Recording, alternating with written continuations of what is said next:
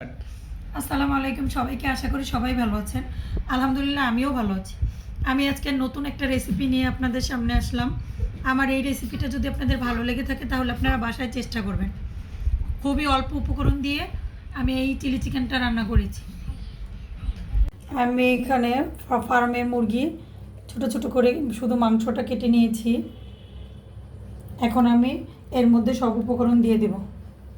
প্রথমে আমি দিয়ে দেবো একটু আদা রসুন বাটা, দেবো একটা ডিম, ময়দা, দেবো একটু কর্নফ্লাওয়ার, দিয়ে দেবো 1 চামচ মরিচের ফাঁকি, দিয়ে দেবো একটু সয়া সস। ভালো করে মাখিয়ে নেব। আমার এখন মাংসটা ম্যারিনেট করা হয়ে গেছে। এটা আমি 10 মিনিটের জন্য রেস্টে রাখবো। এখন আমি চুলায় একটি কড়াই বসিয়ে দিলাম। এর মধ্যে আমি আমার মাংসগুলো দিয়ে দেব। মাংসগুলো একটা একটা করে দিতে হবে যেন কোনোটার সাথে কোনোটা না লাগে।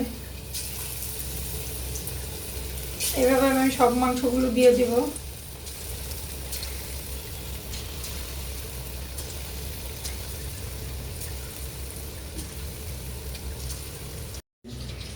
আমি চিলি চিকেন বানাতে বানাতে সুদাতের খালা সুদাতের জন্যে রুটি নিয়ে আসছে সুন্দর করে। আমি চিকেনগুলো সবগুলো ভেজে নিয়েছি। এভাবে এভাবে সবগুলো চিকেন ভেজে নিয়েছি। এখন আমি চুলায় একটি প্যান বসিয়ে দেব। আমি এখন দিয়ে দেব আদা কুচি, রসুন কুচি,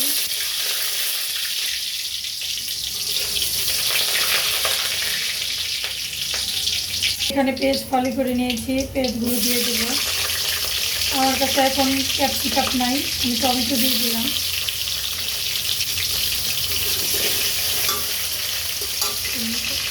এখন আমি দিয়ে দেবো একটু মরিচের ফাঁকি।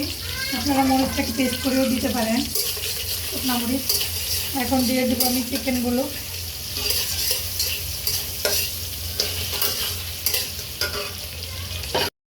এখন আমি দিয়ে দেবো টমেটো সস। সসটা আগে দিলেও হয়, কিন্তু আমি এখন দিয়ে দেবো একটু সয়া সস। টমেটো সস দেওয়ার পর দিয়ে দেবো একটু সয়া সস।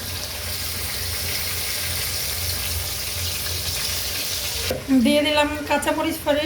এখন দিয়ে দেবো একটু চিনি, দিয়ে একটু নাড়াচাড়া করে নেব।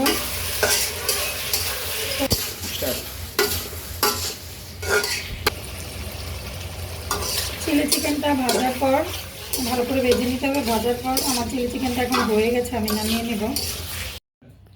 আমার চিলি চিকেনটা এখন হয়ে গেছে। যদি আপনাদের আমার এই চিলি চিকেনটা ভালো হয়ে থাকে তাহলে আপনারাও বাসায় রান্না করবেন এবং লাইক সাবস্ক্রাইব করবেন। আসসালামু আলাইকুম।